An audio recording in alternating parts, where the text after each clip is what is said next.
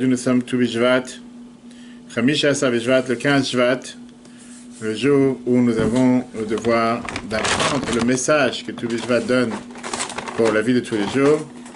Et on va voir aujourd'hui ensemble, d'abord sur la paracha Beshalach, puisque c'est la paracha dans laquelle on a traversé la mer Rouge, et finalement on sort d'Égypte.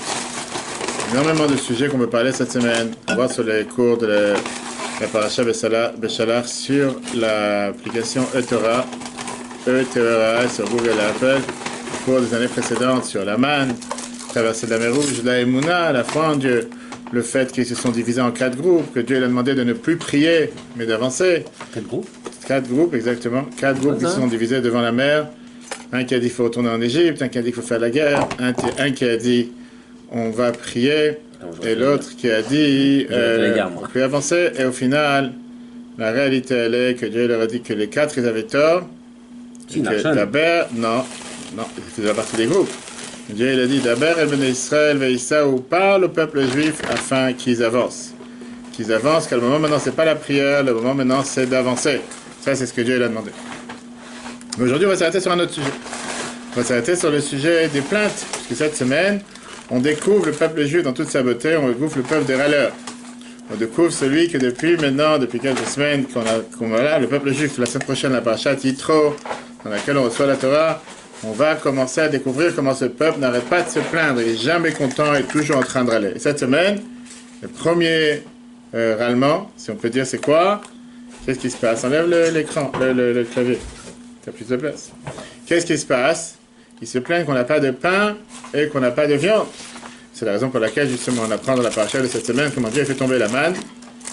Et après ça, on va voir à la fin comment Dieu a fait tomber l'esclave, les cailles. Mais ce qu'on va voir aujourd'hui, est-ce qu'on a le droit d'abord de se plaindre contre Dieu? Est-ce que tu as le droit d'avoir une plainte? Est-ce que tu as le droit de porter plainte? Ou bien non? Deuxièmement, on va voir, est-ce qu'il y a des manières comment se plaindre? C'est ce qu'on va apprendre aujourd'hui, puisqu'on va voir un débat intéressant entre Moshe et Aaron. D'abord, on va voir comment Moshe et Aaron se sont manifestés devant le peuple juif en disant c'est pas juste de se plaindre, vous ne devez pas vous plaindre. Et pas seulement vous ne devez pas vous plaindre, mais comment se plaindre. Et c'est ce qu'on va débattre aujourd'hui ensemble. Après, on va apprendre quel lien et quel enseignement, bien sûr, ça a pour la vie de chacun d'entre nous. Très riche, puisqu'on va apprendre la représentation du pain et la représentation de la viande dans la vie de tous les jours. Est-ce que la viande, c'est une telle nécessité aussi grande que le pain ou pas? Et après, on finira avec un mot sur, bien sûr, la fête d'aujourd'hui, la fête de Chamisha Savishvat, la fête de tout Bishvat.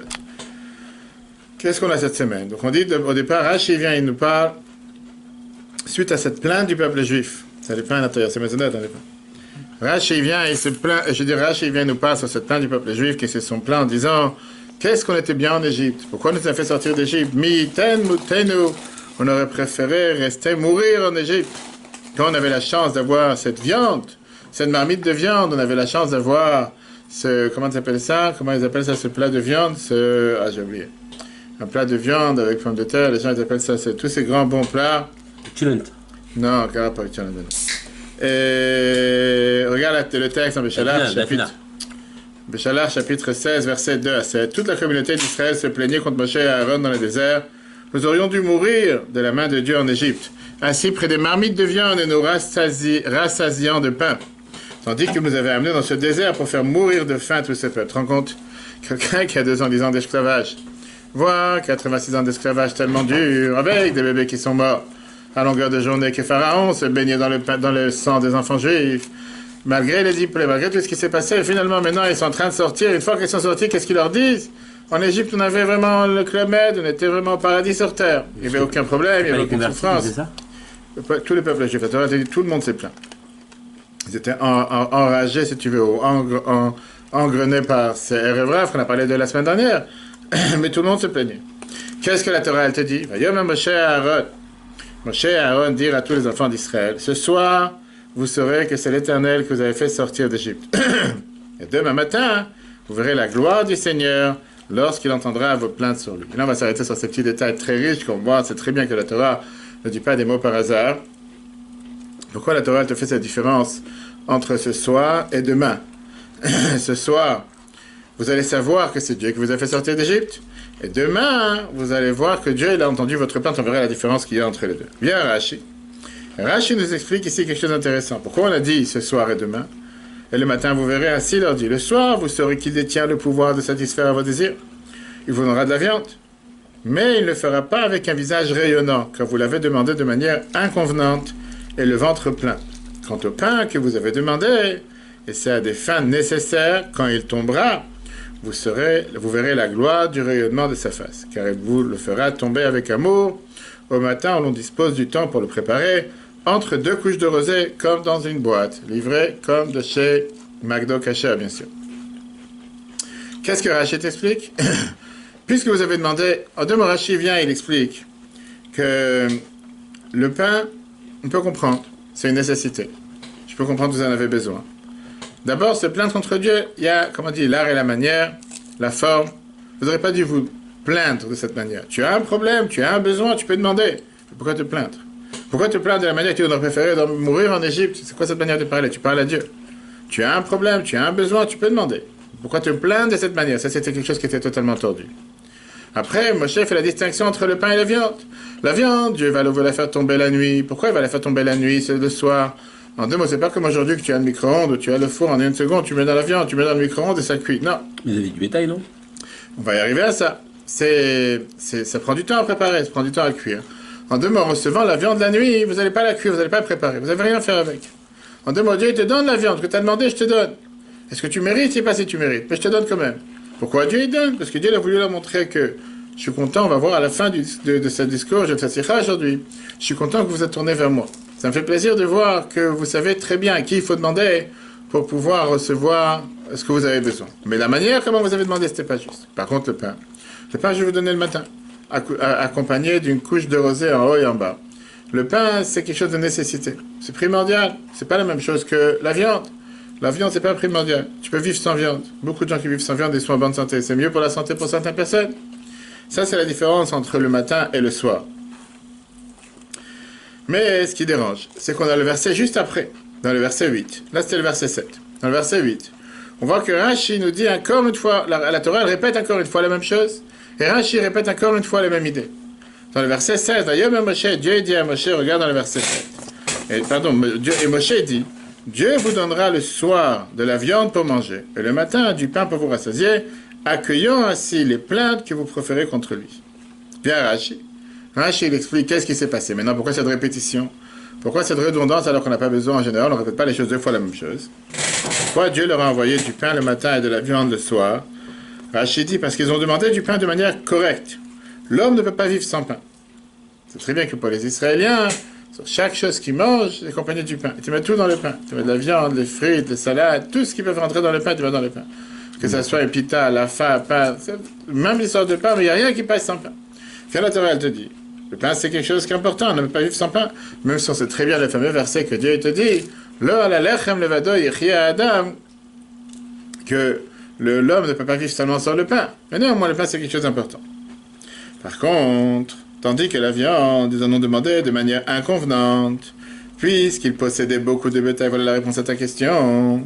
Et aussi, dans la mesure où ils auraient pu s'en passer. C'est pourquoi il leur a donné dans un horaire inconvenante. D'un mot, il leur a donné ça de manière que quoi? De manière qui est pas, on va dire, agréable. Recevoir de la viande de soir, qu'est-ce que tu vas faire avec un kilo de viande ou des quantités de viande de soir? T'as pas le temps de préparer ni rien. En deux mots, c'est juste pour t'as voulu, je te demandais, mais tu peux rien faire avec. Alors que le pain, quand tu reçois le matin, tu peux faire quelque chose avec. Ouais. Vas-y. Ils ont mangé pour le lendemain. C'est-à-dire, deux mots, pourquoi Dieu a fait la distinction? Pourquoi il a envoyé le pain le matin et la viande le soir? Pour montrer la viande, vous n'avez pas demandé de manière correcte, parce que vous l'avez reçu ça le soir. En deux mots, tu peux rien faire avec ce soir. Tu vas la manger demain tranquillement. On verra après les distinctions. Est-ce qu'ils ont reçu la viande Shabbat, la manne Shabbat? On va voir tous les détails entre le pain et la viande, très intéressant. Donc ça, c'est d'abord les deux détails que Rashi nous parle dans la paracha de cette semaine. Et la question numéro 1 qui dérange, comment ça? Bravo, la question. Bravo, tout tombe. Ça, j'avais bloqué ça ici. La question qui dérange, comment ça se fait que... C'est bon. Comment ça se fait que... Comment on appelle ça? Comment ça se fait que quoi? Que... C'est bon. Comment ça se fait que Rashi répète deux fois la même chose? Deux fois la même chose, mais c'est pas seulement qu'il répète deux fois la même chose, c'est qu'apparemment, il n'y a pas grande différence. Il répète tout dans la même manière. Même si tu vas me dire que dans le deuxième cas, il a rajouté quelques petits détails, parce que vous n'avez pas demandé ça de manière correcte, le ventre plein. Mais qu'est-ce que Rashi vient nous répéter 2 fois la même chose? C'est quelque chose qui est apparemment en trop. On sait très bien que Rashi ne vient pas répéter les choses comme ça si ce n'est pas pour nous enseigner quelque chose. Regarde dans le texte numéro 3. Pourquoi le message divin est-il annoncé en 2 temps? Les auteurs du message prouvent que les 2 prises de parole ont bien distinct. D'abord, on a ici un deuxième problème. Dans le premier message, on voit que c'est Moshe et Aaron qui viennent et qui parlent au peuple juif. Comme on l'a vu dans le premier verset. Puisqu'ils se sont plaints contre Moshe et Aaron, la Torah nous dit « Vayom Moshe et Aaron » Moshe et Aaron dire à tous les enfants d'Israël, etc., etc. Alors que dans le deuxième texte, on voit qu'Aaron, il a disparu. Aaron, il est en train de manger, il n'est plus là. C'est maintenant Moshe qui parle tout seul. Pourquoi dans la première fois, c'est Aaron qui parle avec Moshe? C'est très bien. Alors que la deuxième fois, on voit que c'est Moshe et Aaron. Regardons d'abord la différence. Essayons de voir, de comprendre la différence qu'il y a entre les deux. Et après, on verra quelle est la raison pourquoi ça vient en 2 détails, 2 fois, et surtout, quel enseignement ça a pour nous dans tous les jours. Première fois, on peut dire que Rashi est venu expliquer pourquoi, quand la Torah te dit qu'il a donné le pain le matin et la viande le soir, une fois pour le pain, c'est écrit « vous allez voir » ou « riitem ». Et quand il parle de la viande, il dit « vidatem », vous saurez, vous connaîtrez. Voir et connaître, c'est 2 choses qui sont différentes. Donc Rashi t'explique pourquoi voir et connaître. La viande n'a pas été donnée avec un visage joyeux. Dieu n'était pas content de vous donner la viande. Donc il n'y avait pas à voir, c'était juste plus connaître. C'est pas que vous avez vu quelque chose, vous n'avez pas vu. Quand tu vois avec les yeux, c'est beaucoup plus vrai. Alors que le pain, vous avez vu le visage de Dieu, vous avez vu la gloire de Dieu, comme si vous avez vu comment Dieu vous aime. C'était une marque d'amour, le fait qu'il a donné le pain le matin. C'est pour ça que dans le pain, Dieu il emploie le terme vi uritem, vous allez voir la gloire de Dieu, etc. Alors que pour la viande, à la place de parler voir, et du vidatem, vous allez connaître. Quand tu vois pas les choses, tu entends, tu comprends, etc. Ça, c'est la première explication de Rashi. Dans la deuxième explication, il vient t'expliquer la différence des temps. Pourquoi le matin, le pain et la viande le soir? Pourquoi le pain le matin, on a dit parce que c'est un temps correct. Vous avez demandé de manière justifiée. Donc c'est pour ça que je vous donne le pain le matin. Alors que la viande, puisque vous l'avez demandé de manière inconvenante, pour ça je la donne le soir. En 2 mois, le soir, vous n'êtes pas vous fatigué à faire de la viande. Ça, on aurait pu expliquer que c'est la raison pourquoi Rashi vient et nous donne ici 2 explications. Mais je dis que ce n'est pas suffisant. Parce que Rashi, il a écrit déjà dans la première explication que le pain que vous avez demandé de vous le faire descendre, je veux le faire descendre par amour, le matin, qu'il y a le temps pour le préparer. Ça veut dire que la réponse pourquoi le pain il est tombé le matin et pas le soir, Rashi t'a dit déjà ça dans la première explication. Il n'a pas besoin d'avoir une deuxième explication, un deuxième verset pour dire quasiment presque la même chose. Et donc, puisque déjà dans la première explication, on a la compréhension, pourquoi il y a une différence entre le pain et la viande, pourquoi le pain le matin et la viande le soir, pourquoi Rachid a dû répéter encore une fois et nous donner une deuxième interprétation, une deuxième explication qui est quasiment la même et qui ne nous apprend pas grand-chose. Et bien sûr, on peut entrer encore dans beaucoup d'autres détails. Mais d'abord, regardons dans le texte. Certes, on peut constater à différentes références, qu'une idée est d'abord énoncée dans sa globalité, puis qu'elle est détaillée. Cependant, dans notre cas, du fait que la première parole fut dite par Moshe et Aaron, et la seconde par Moshe seul, indique bien qu'il s'agit ici de 2 affirmations différentes, puisque sinon, on aurait été tout le temps avec Moshe et Aaron, on n'aurait pas dû préciser que la deuxième fois, Moshe était tout seul. Donc, qu'est-ce que vous voulez faire savoir? Pour ça, l'abbé vient et t'explique qu'on est obligé de dire la chose suivante, que la réponse divine comporte 2 aspects. Définir les besoins d'Israël, et surtout, le deuxième point, rectifier le ton de leur demande. Qu'est-ce que ça veut dire? D'abord, parce qu'on a une question générale. Comme j'ai dit tout à l'heure, premier verset, il te dit, Vayom Moshe et Aaron, Moshe et Aaron, ils disent, vous allez voir, le soir, vous allez comprendre, et le matin, vous allez voir par rapport au pain et la viande. Et juste après, il te dit, Vayom Moshe, comme Moshe, il dit, quand Dieu va vous donner le soir la viande et le pain le matin. Pourquoi on a parlé ici de 2 choses différentes? Si c'était juste une dépêche de nouvelles, une breaking news, on vous fait savoir les dernières nouvelles, ok, tu n'as pas besoin d'avoir ici 2 personnes différentes, ou il y a 2 détails différents. On est bien obligé de dire qu'on parle ici de 2 sujets majeurs qui sont dans leur globalité différents, et la raison pour laquelle dans la première fois tu as Moshe et Aaron qui sont ensemble, et la deuxième fois tu as que Aaron. Là, la Bible t'explique, analysons la réponse de Dieu face à ce qui s'est passé. Dieu est venu répondre ici à 2 points généraux. Le peuple juif s'est plaint qu'on n'a plus de pain, on n'a plus rien, en reste on aurait dû mourir en Égypte. Dieu vient et dit d'abord, le point numéro 1. Vous êtes venu me demander des choses, venez on fixe d'abord qu'est-ce qui est important, vital, et qu'est-ce qui n'est pas important. Qu'est-ce que c'est quelque chose que, oui, je peux comprendre, vous ne pouvez pas vivre sans, et qu'est-ce que c'est quelque chose que vous pouvez vivre sans. Il a dit comme ça, c'est du point numéro 1. Ça, c'est le vent chaud qui sort. Quoi? Et deuxièmement, le four. Oui. Deuxièmement, le deuxième point que Rashi vient et te dit.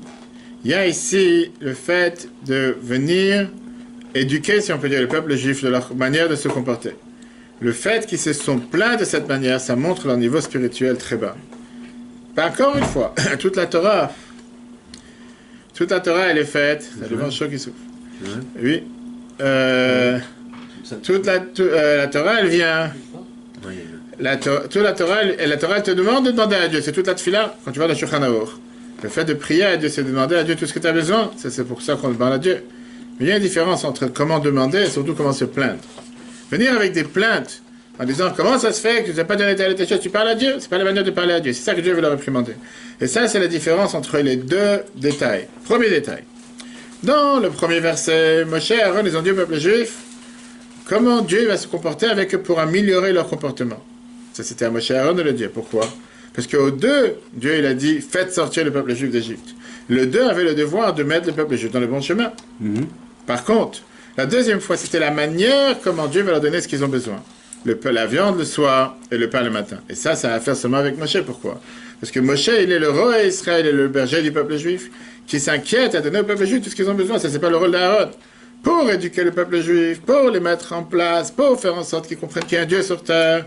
Ça, c'était le rôle de Moshe et Aaron ensemble, puisque depuis le départ, Dieu il a mis la mission en deux.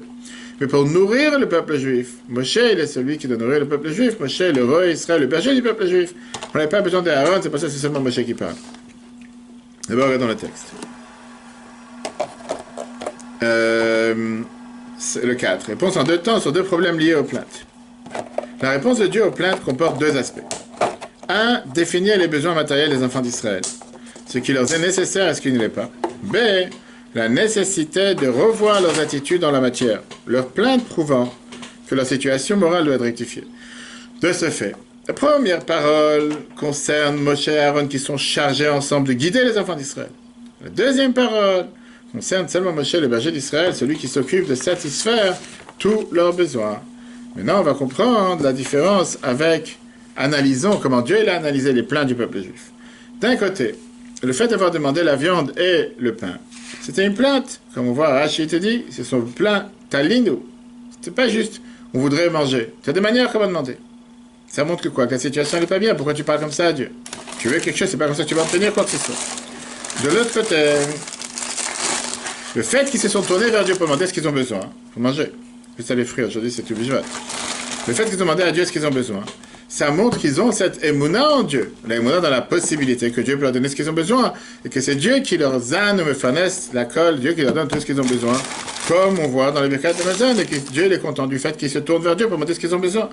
Et c'est en fonction de ça qu'on a les deux versets différents, qui viennent nous montrer les deux différentes manières comment Dieu se comporte devant le peuple juif. Sur leur argument qu'ils ont venu en disant on aurait préféré mourir en Égypte parce que vous nous avez fait sortir d'Égypte en parlant à Moshe et Aaron. Vient la réponse, écoutez-moi chers amis, calmez-vous, c'est pas la manière de parler, restez à votre place, ne perdez pas la tête, vous n'avez pas peine de sortir de tellement d'années d'esclavage, c'est pas ça qui va faire en sorte que vous allez recevoir quoi que ce soit. En deux mots, sachez que Dieu va vous montrer comment il va vous faire sortir. Dieu a entendu votre plainte. Arrêtez de vous énerver. C'est pas comme ça qu'on parle.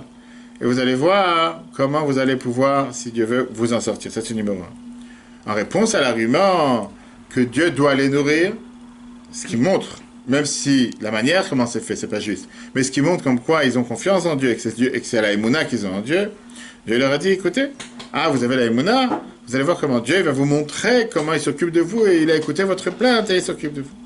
Regardons dans le texte. Il est légitime qu'un homme affamé s'en plaigne auprès de Dieu, en général quelqu'un qui a faim. Il a le droit de se plaindre. Dans le 5, le paradoxe de la plainte, c'est un acte inconvenant, mais qui prouve la confiance en la capacité divine. Les plaintes des enfants d'Israël prouvaient deux faits contradictoires. D'un côté, leur demande de pain et de viande était émise sous forme de plainte, ce qui est inconvenant. Mais de l'autre côté, le contenu de ces plaintes indique leur foi et la capacité de Dieu à les exaucer, au fait qu'il nourrit tout le monde et c'est à lui qu'il faut s'adresser les demandes et revendications. Sur cela, Dieu répond par deux messages. D'abord, il dit, il va prouver qu'il les a fait sortir d'Égypte et qu'il les a conduits dans le désert. Et deuxièmement, il va montrer sa gloire. Et maintenant, on va comprendre la différence entre les deux arguments de Rashi. Les deux différents détails qu'on a demandé tout à l'heure à la question, pourquoi Rashi répète apparemment exactement la même chose. Rabbi te dit que non. Dans la première phrase que Rashi lui parlait, tu as expliqué seulement le lien qu'il y avait entre voir et comprendre. Quel lien il y a entre voir et comprendre avec la viande et le pain? Le fait que le peuple juif s'est plaint par rapport à ça, qu'ils ont dit qu'on aurait préféré sortir en Égypte, à ça, Dieu a répondu, vous allez voir, vous allez comprendre que c'est Dieu qui vous avait fait sortir d'Égypte. C'était la réponse par rapport à la demande de la viande, puisque vous avez demandé la viande pas de manière convenante. Pour ça, vous allez comprendre qui est Dieu sur terre qui vous donne tout ce qu'il faut. Même si je ne suis pas d'accord de la manière comment vous l'avez demandé, mais vous allez quand même le recevoir. Quand vous demandez le pain, c'était quelque chose qui était totalement important. C'était quelque chose qui était vital. Et ça venait du fait qu'ils avaient cet émouvant en Dieu, que Dieu leur donne tout ce qu'ils ont besoin. Et donc c'est pour ça que dans le verset, Dieu ne dit pas, vous allez comprendre, il dit, vous allez voir. Vous allez voir que je suis présent pour vous, que je m'inquiète pour vous, et je vous donne tout ce que vous avez besoin. Regardons dans le texte 6. Cela explique la différence entre les deux commentaires de Rashi. La différence fondamentale entre les deux commentaires de Rashi précités. Sur la première parole, Rashi ne fait qu'expliquer le lien entre les deux types de conduite divine. Vous saurez et vous verrez. Et les deux types de dons divins. La viande demandée de manière inconvenante et du pain demandé par nécessité. Selon la deuxième parole, par contre, expliquant de quelle manière Dieu satisfaisait les besoins des enfants d'Israël, Rashi veut surtout expliquer la différence entre le don du pain le matin et la viande le soir. Car la méthode du don divin dépend de l'utilité de chacune des demandes. Et comme on a expliqué tout à l'heure, il y a une différence si tu demandes, si tu reçois la viande le matin ou le soir. Le soir, ça veut dire que tu n'auras pas le temps de t'en occuper. Surtout la différence, est-ce que c'est quelque chose qui est si vital et important ou pas? Maintenant, on va comprendre, c'est les différences qu'il y avait dans Rashi. Mais avant de regarder tous ces détails qu'il y a par rapport à les nuances par rapport à Rashi, on va comprendre surtout le sens profond que la Torah a voulu faire passer comme message avec la viande et avec le pain. Qu'est-ce que représente la viande et qu'est-ce que représente le pain? Le mot d'Akan explique dans l'écoute Torah, dans l'autre, que le pain et la viande, qui ont partagé les cailles, représentent la Torah de Nigle et la Torah Anistar, la Torah dévoilée et la Torah cachée. Le pain représente la Torah dévoilée. La viande, qui est l'écaille, qui est une viande grasse, représente la Torah cachée. Grasse, qui vient de l'huile, shemen, razin de Torah, les secrets de la Torah. Et donc, qu'est-ce que ça veut dire que la compréhension, c'est un rapport avec la viande? Puisque les secrets, on aime bien à les comprendre, que quand tu comprends quelque chose, à ce moment-là, tu as un bon goût. C'est quelque chose qui n'est pas juste abstrait, que tu ne comprends pas de quoi tu parles, etc. Ah, la manne, le pain, c'était un pain du ciel. Après, ça montre aussi sur les profondeurs de la Torah. Il y a quand même une différence, c'était dit, entre le pain et la viande. La manne, même si ça tombait du ciel, ça restait du pain. Ça, c'est, si on peut dire, la Torah voilée, qui se dévoile à travers la Torah dévoilée. La viande, c'est la manière comme Dieu l'a fait descendre sur terre, c'est la Torah cachée qui se dévoile sur terre. En deux mots, la Torah Tanistar, la Chassidut, le Zohar, la Kabbale, alors que le pain représente ce qui est le Shulchan Aruch, la Gemara, la Torah dévoilée, Rashi, etc. Quelle différence entre la manne et le slave et l'écaille? Malgré que quand la manne elle descendait sur terre, malgré que la manne quand elle descendait dans ce monde, elle n'était pas limitée. Et pourquoi c'est la raison pour laquelle la Torah te dit tu n'avais pas le droit de recevoir plus que la portion que Dieu t'a destinée, ni plus ni moins. Même si sa qualité, c'est une qualité qui est illimitée, elle avait une portion particulière. Tu ne pouvais pas en prendre 10 kilos. Tu avais la portion que Dieu t'a donnée.